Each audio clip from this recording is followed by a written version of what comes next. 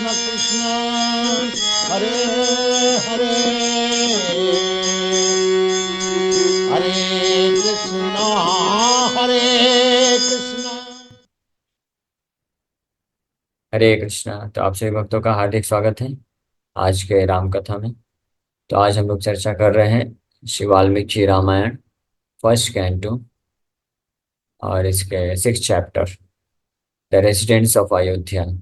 अयोध्या वासियों का वर्णन इस अध्याय में किया जा रहा है। तो ये हम लोग 13 नंबर श्लोक तक कल चर्चा किए थे। स्वकर्म निरता नित्यम ब्राह्मणा विजितेंद्रिय, कि सभी समस्त अयोध्यावासी अपने अपने कर्म यानी नित्य अपने जो कर्म है कर्तव्य है उसको पालन करने में लगे रहते हैं। नित्यम नित्य रूप से लगे हुए हैं। और वहाँ के ब्राह्मण जो है पूर्ण रूप से विजितेंद्रिय, जितेंद्रिय मतलब जो अपनी इंद्रियों का संयमित कर चुके हैं। विजितेंद्रिय मतलब विशेष रूप से, मतलब परफेक्ट तरीके से, फुली अंडर कंट्रोल। तो वहाँ के ब्राह्मण बिल्कुल परफेक्ट हैं। बाकी अन्य लोग भी, क्षत्रिय वैश्य शूद्र भी कैटेगरी के जो हैं, अपने अपने कर्मों में नित्य रूप से लगे रहते हैं। धनाध्ययन शीलाश्च संयताश्च प्रतिग्रहे, और हर घर में और हर कोई जो है दान अध्ययनशील च, दान और अध्ययन ज्ञान में परिपूर्ण है। और देवर कंस्ट्रेंड इन रिसीविंग चैरिटी, इस प्रकार से। तो ये अयोध्या वासियों के जो गुण हैं उनके बारे में वर्णन किया जा रहा है। जैसे आज के समय में कोई इंटरेस्ट रखता है कि एक कोई विशेष प्रकार का देश होता है, वहाँ के किसी शहर के कोई सिटी है तो वहाँ के लोग कैसे हैं, लोग जानने की इच्छा रखते हैं। कोई अगर किसी गांव में कोई व्यक्ति है जो जापान गया है और जापान से वापस आता है तो लोग उससे पूछते हैं जापानीज लोग कैसे होते हैं, वो कैसे खाते हैं, कैसे कार्य करते हैं, ये सब इंटरेस्ट होता है। लेकिन वास्तविक इंटरेस्ट हमको होना चाहिए कि वैकुंठ के लोग कैसे होते हैं। वो भी देखते हैं, चलते हैं, फिरते हैं, खाते पीते हैं, सोते हैं, वो भी एक दूसरे से बात करते हैं, व्यवहार करते हैं। लेकिन वो किस प्रकार से ये सब करते हैं। तो जो परफेक्ट तरीके से कोई अगर कर सकता है, कोई भी व्यक्ति किसी भी मामले में परफेक्ट हो सकता है, तो वो वैकुंठवासी होते हैं, अयोध्यावासी वैकुंठवासी ही। तो अयोध्या में भगवान रामचंद्र के समय रहने वाले जो जितने भी निवासी हैं अयोध्यावासी, वो सब हर एस्पेक्ट में पूर्ण है, परफेक्ट ह्यूमन बीइंग बोल सकते हैं। अब आगे वर्णन कर रहे हैं। ना नास्तिको ना नृतको ना कश्चिद अबहुश्रुतः, ना असूयको ना वासक्तो ना विद्वान विद्यते तदा। कुछ कुछ गुण रिपीट हो रहे हैं, लेकिन इसका कारण ये है कि वो गुण इतने उसमें जोर देने के लिए इतनी प्रचुर मात्रा में है कि कई बार रिपीट किया जाता है। जैसे गीता में भी भगवान अपने शुद्ध भक्त के जब गुणों का वर्णन करते हैं तो कई बार कुछ गुणों को बार बार रिपीट कर रहे हैं। यानी वो गुण इतने प्रचुर मात्रा में इतने दिव्य हैं और इतने भगवान के हृदय को छूते हैं। तो इसी प्रकार से यहाँ पे भी when Dashrath was ruling his kingdom, there was no one there who disbelieved in the afterlife। क्योंकि आजकल प्राय देखा जाता है कि लोग कई लोग होते हैं जो नास्तिक होते हैं। भले ही बाहरी रूप से कुछ लोग धर्म का तो रबर स्टैंप लगा रहता है कि हम हिंदू धर्म के हैं या मुस्लिम धर्म के हैं, अलग अलग धर्म के होते हैं, लेकिन वास्तव में वो किसी धर्म को नहीं मानते हैं, वो नास्तिक होते हैं। यहाँ तक कि बाहरी रूप से कुछ लोग पूजा पाठ भी करते हैं, लेकिन अंदर आंतरिक रूप से भगवान पे विश्वास ही नहीं होता है। वो सब अपने ही कार्य में लगे रहते हैं। तो यहाँ पे ना नास्तिको, कि अयोध्या में कोई भी नास्तिक व्यक्ति नहीं। नास्तिक नहीं है मतलब क्या, कि सबको भगवान पे पूर्ण श्रद्धा है, विश्वास है कि हमारा पालन पोषण भगवान करते हैं, भगवान हमारा नियंत्रण करते हैं। तो इसलिए उनको अलग से कुछ ऐसा कार्य करने की आवश्यकता ही नहीं है जिसको करके वो अपने आप को सुखी बना सके। वो बस अपने कर्तव्य के पालन करने में लगे रहते हैं। और क्या सुख क्या दुख ये भगवान के हाथ में है, तो भगवान पे निर्भर रहते हैं उसके लिए। तो ये भक्त का लक्षण होता है। वो परफेक्ट आस्तिक होता है, पूर्ण रूप से आस्तिक होता है, यानी भगवान पे उसको विश्वास होता है। वो बस ये जानता है कि मेरे जो कर्तव्य हैं, चाहे भौतिक कर्तव्य हो या आध्यात्मिक कर्तव्य, दोनों ही कर्तव्यों को वो अच्छे से निभाता जाता है। अब भगवान पे उसको विश्वास रहता है कि भगवान है और भगवान मेरे परम हितैषी हैं, शुभचिंतक हैं। तो मेरे लिए जो सबसे अच्छा है, जरूरत है, बेस्ट है, उनके भक्ति में आगे बढ़ने के लिए वो भगवान प्रदान करें। तो इसी प्रकार से ये है लक्षण, कौन भगवान का पार्षद बन करके भगवान के धाम में रहने के योग्य है। तो ये जो गुण है, ना नास्तिक, ये 2 बार आ चुका है, पिछले 2-3 श्लोक पहले भी बोला गया है। ये बहुत महत्वपूर्ण है कि हमको नास्तिक नहीं बनना है। नास्तिक नहीं बनना मतलब हमको भगवान पे विश्वास रखना है। भगवान पे विश्वास रखने का मतलब क्या है कि ऐसा नहीं बस केवल जो पूजा कर रहा है, भक्ति कर रहा है, हरि नाम जप कर रहा है, वो अच्छी बात है, लेकिन फिर भी ये नास्तिकता का जो गुण है वो हृदय में रहता है कई बार, कि हम नाम जप तो करते हैं, भक्ति करते हैं, लेकिन हमको विश्वास नहीं रहता पूरा कि हाँ भगवान करेंगे पालन पोषण, भगवान ही सब कुछ नियंत्रण कर रहे हैं।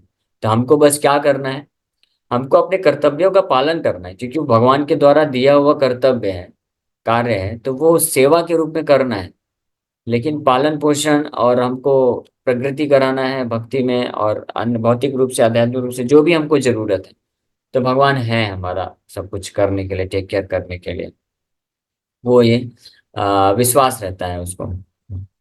इसलिए ना नास्तिक हो, ना अनृतः, न कश्चित, कोई भी ऐसा व्यक्ति नहीं है अनृत का।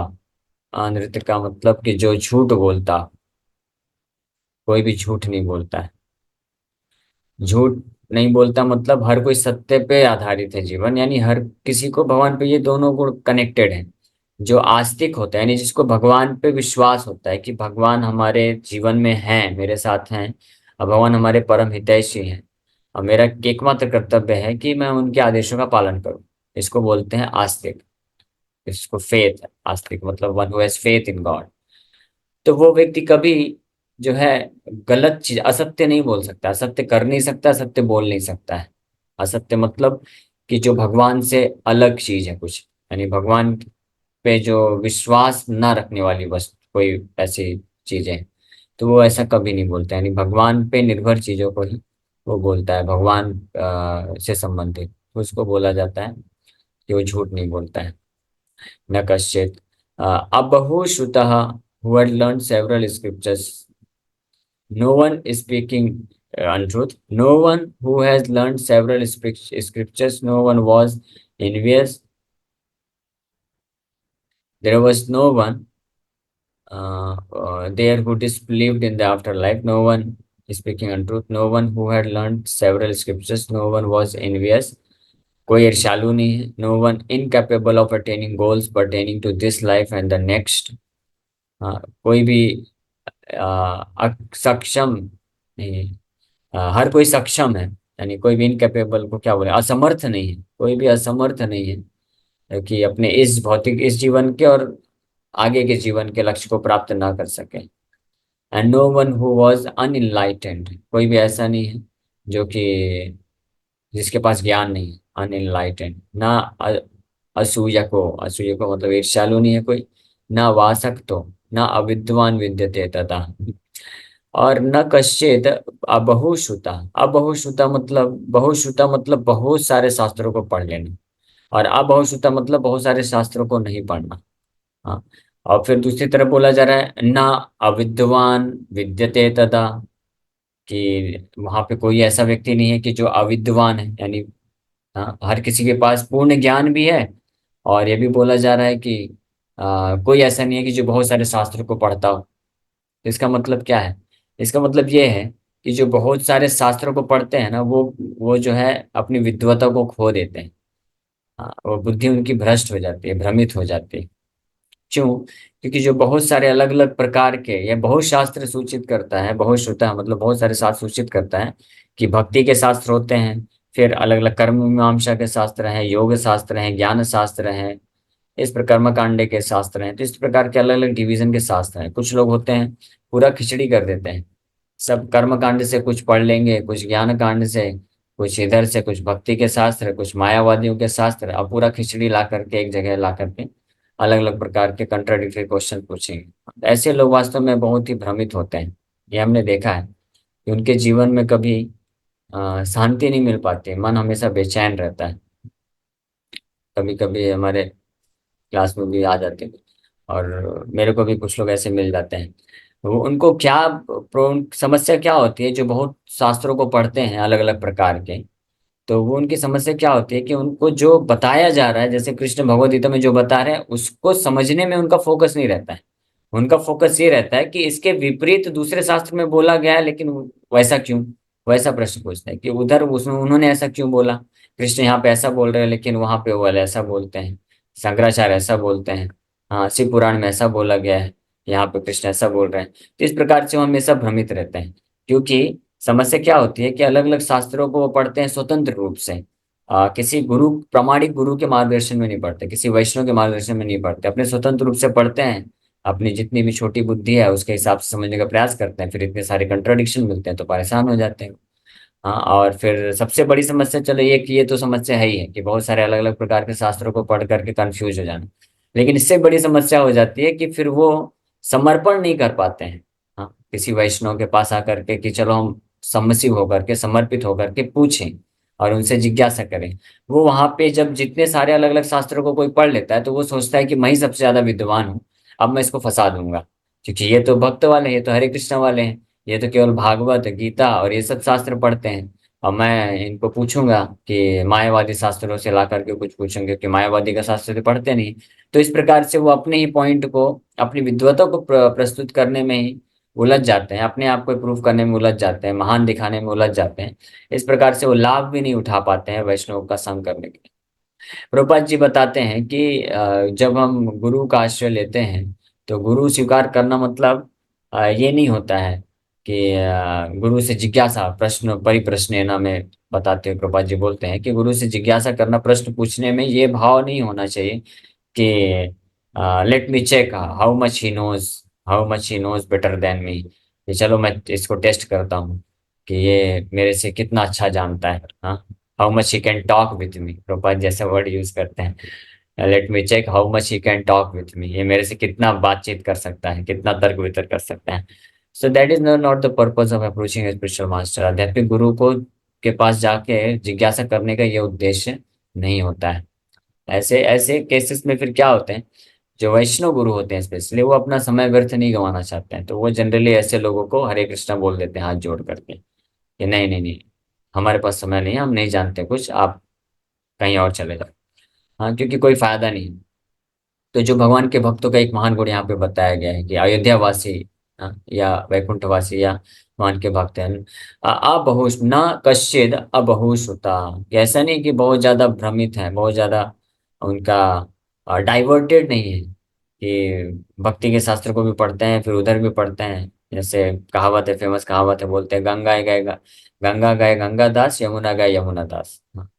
जहाँ पे जाते हैं उसी के दास बन करके वही फॉलो करने लगे, नहीं, ये निष्ठता नहीं है।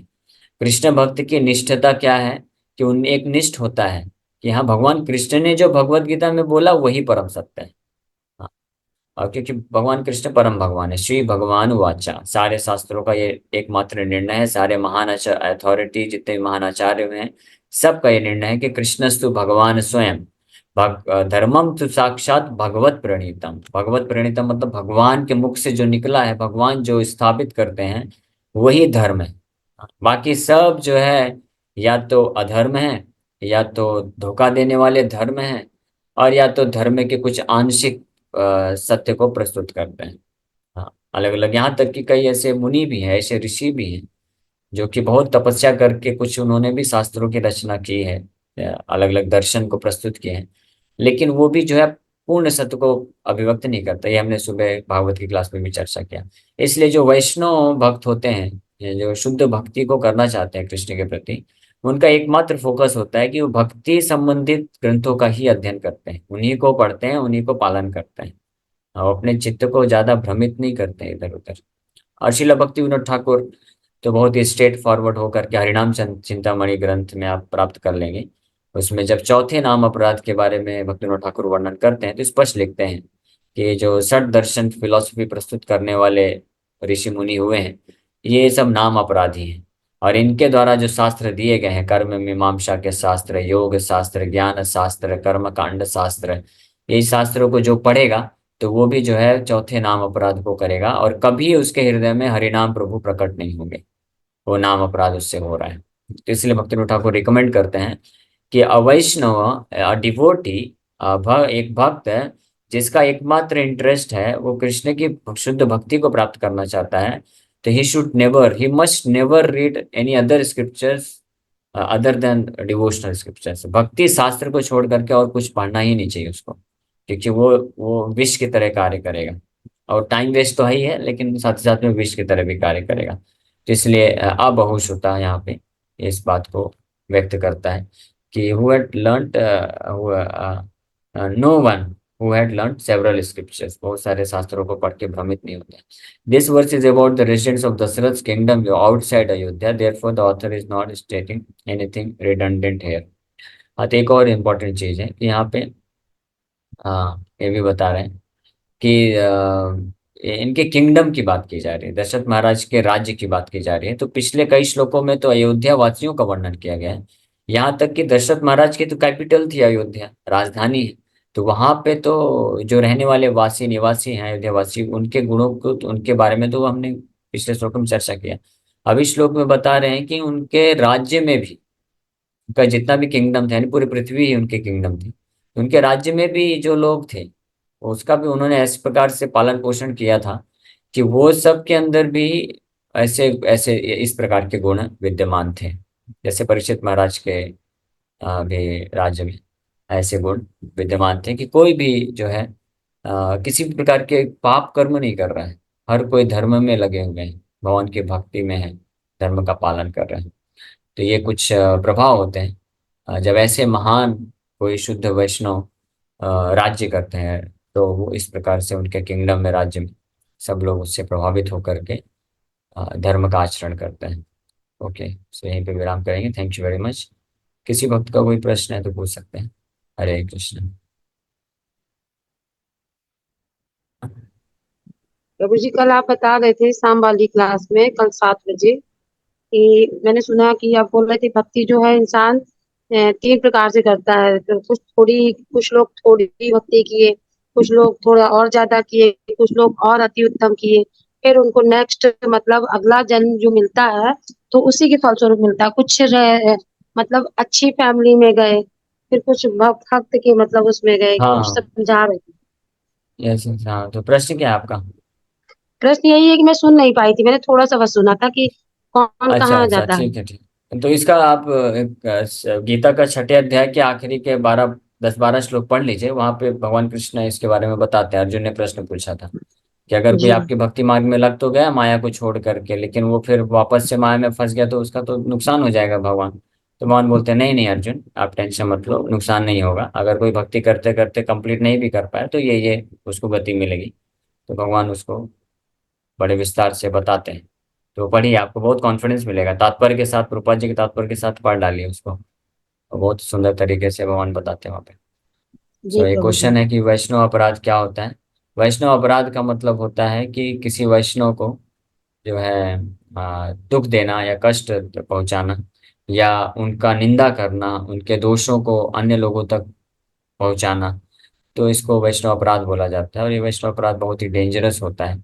इससे हमारी भक्ति में न केवल रुकावट आती है, बल्कि भक्ति नष्ट भी होने की संभावना होती है। भक्ति जो है, भगवान बोलते हैं कि भक्ति नष्ट नहीं हो सकता, कोई भी परिस्थिति में नष्ट नहीं हो सकती, लेकिन केवल और केवल एक वैष्णव अपराध है से ऐसा संभावना हो सकता है। हालांकि जनरली ऐसा नहीं होता है। वैष्णव अपराध में भक्ति की गाड़ी रुक जाती है और फिर उसका शुद्धिकरण होकर वहां से वापस से प्रारंभ होती है। लेकिन कभी ऐसे भी हो सकती है परिस्थिति कि वो अपने वहां से उस स्थिति से पतन भी हो सकते, इसलिए बड़ा सावधान रहना चाहिए। महाप्रभु इसको हाथी मद हाथी अपराध बोलते हैं। मद हाथी मतलब पागल हाथी। जैसे किसी ने बहुत सुंदर बगीचा बनाया है और उसमें अगर पागल हाथी को छोड़ दिया तो कुछ ही मिनट में पूरे बगीचे को तहस नहस कर देगा। तो इसी प्रकार से हमने भक्ति अच्छे से भक्ति करके, इंटेंस श्रवण कीर्तन करके इतना अच्छा भक्ति का बगीचा बनाया है, और ये वैष्णव अपराध रूपी पागल हाथी को अगर एंटर कर देते हैं तो हमारे हृदय में जो भक्ति रूपी फल फूल रहे हैं वो सब नष्ट तहस नहस हो जाएंगे। इसलिए सावधान रहना चाहिए कि किसी भक्त का निंदा ना करें और किसी को जो है दुर्व्यवहार ना करें। इससे इसलिए बोला जाता है।